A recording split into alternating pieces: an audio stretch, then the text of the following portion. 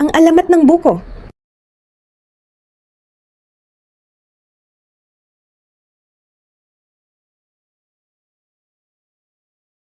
Sa isang bayan ng San Juan, may isang dilag na nakatira na nagngangalang Cory na anak ni Juaning at Patricio. Ang kanilang pamilya ay kilala bilang isang napakasipag at napakababait na tao. Lahat ng taong nangangailangan ay kanilang tinutulungan. Si Cory ay may mapupulang labi, kayumangging balat at higit sa lahat siya napakamatulungin sa kanyang mga kababayan. Kaya't ang dalaga ay kinahuhumalingan ng mga binata. Sa dami ng manliligaw ni Cory ni wala siyang napupusuan.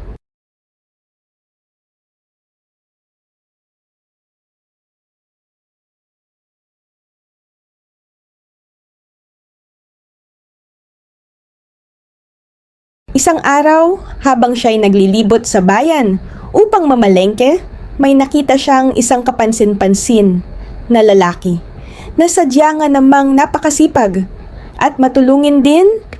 Gayon din ang binata siya ay humanga sa kagandahan ni Cory. Kaya't nakipagkilala ang binate sambit niya. Magandang umaga sa iyo, magandang binibini. Ako nga pala si Buboy. Maaari ko bang malaman ang iyong pangalan? Nagulat si Cory sa ginawa ng binata. Ay ako naman si Cory. Simula nga noon, naging maayos ang pakikitungo nila sa isa't isa. Sila ay palaging magkasama, lalo na sa pagtulong sa kanilang mga kababayan. Tuwang-tuwa ang mga magulang ni Cory at ang kanilang kababayan, sapagkat sila'y nabiyayaan ng napakamatutulunging tao na katulad nila. Isang araw naisipan ni Buboy na dalawan si Cory na hindi alam ng dalaga. Habang sa paglalakad ni Buboy patungo sa bahay, may nakita siyang isang hugis bilog na kulay kayumanggi. Hindi alam ni Buboy kung ano iyon, kaya't napagpasyahan niya na dalhin ito kay Cory. Nang siya'y makarating agad niya itong naitanong kung ano ba yon. Ngunit hindi rin alam ni Cory. Kaya't naisipan ng dalawa na iwan na lang ito sa bakuran.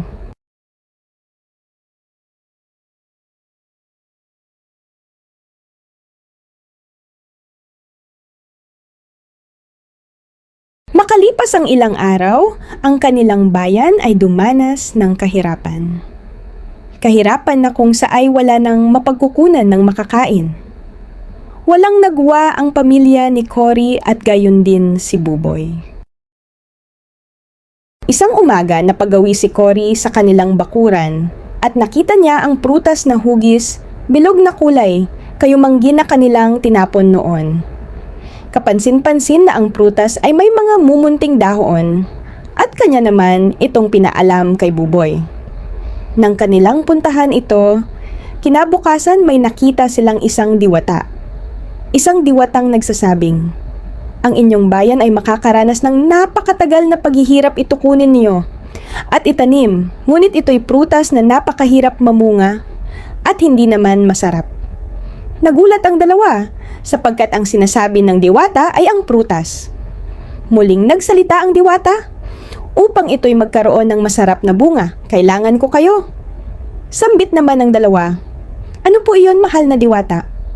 "Paano po?" Sumagot ang diwata, "Ang inyong buhay dahil kayong dalawa ay tunay na nagmamahalan at may pusong napakamatutulungin." Muling silang nagtanong, "Ano po ang kailangan naming gawin?" Gaya na nga ng sabi ko, itanim ninyo ito at kayo ang magiging simbolo at mangangalaga nito. Gayon nga kanilang itinanim at simula nung araw na yon, si Buboy at Cory ay hindi na nakita. Ang dating prutas na hugis bilog at kulay kayumanggi ay naging isang puno na napakatayog at matikas na sumisimbolo kay Buboy. At ito ay namumunga ng isang prutas na kulay berde at ang laman nito ay sadya, nga namang napakaputi na sumisimbolo kay Cory. Ang puno ay nasa malapit sa bakuran ni Cory na kung saay dun sila huling nagkasama. Ang naging bunga ng punong ito ay sadya nga namang napakatamis na siyang sumisimbolo sa pagmamahalan ni Cory at Buboy. Napakalaki ng naitulong ng punong ito, gaya ni Buboy at Cory. Simula nga noon, tinawag nila itong puno ng buko, kombinasyon ng pangalan ni Buboy at Cory, bilang isang pag-alala sa pagiging matulungin na magsing-irog.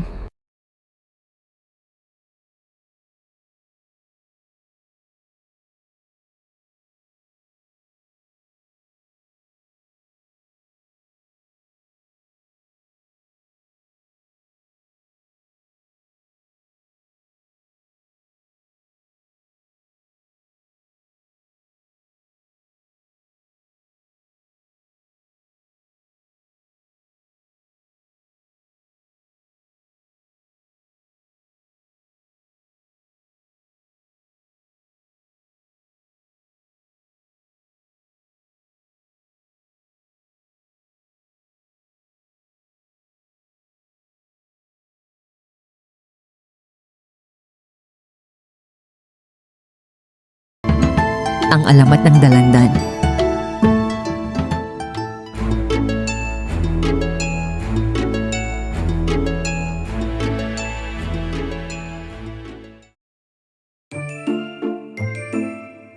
I-click ang nasa itaas para mapanood ang buong kwento ng alamat na ito. Maraming salamat! Hanggang sa muli!